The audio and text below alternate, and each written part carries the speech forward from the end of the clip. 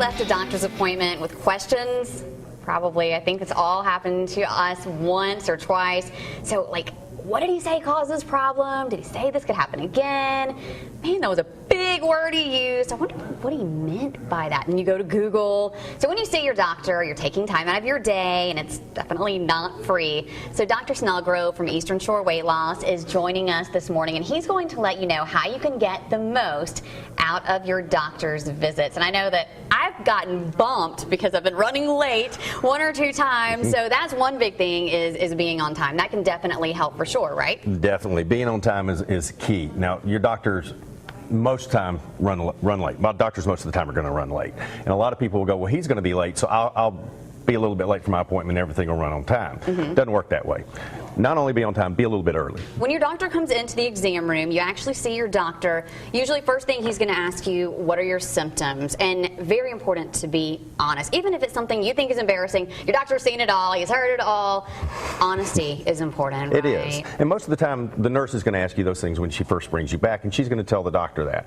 So 99 times out of 100, when I walk into a room, I already know what the problem, the complaints are, and what's going on. So you don't have to repeat all that to me. I've already got it down. I've already seen what's written down, and we can go ahead and discuss it a little bit at that point. But there's no need to repeat it all. And you're right, be honest. There's really, honestly, I don't think anything I haven't heard or seen, and it goes with the territory. Now, what things do we need to bring, like as far as insurance card? We know we need to have that. What else do we need to bring to doctor's appointments? Well, when you're coming back to the exam room itself, and we're talking general internal medicine, general primary care right now.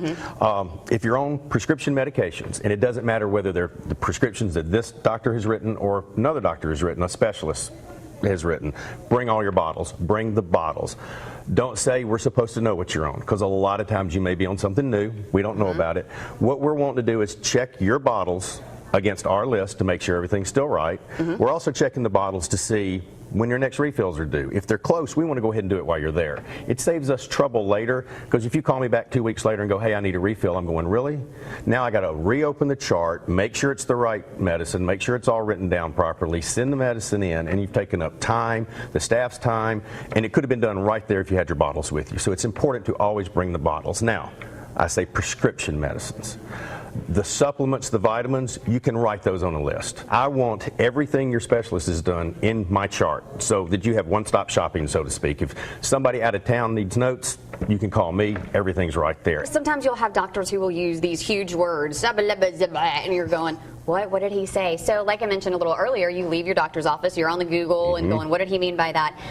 Shouldn't we just go ahead and ask our physician when we're in the office? Isn't that better so we'll know what's going on? It happens time and time again. They'll leave I'll go, you have any questions?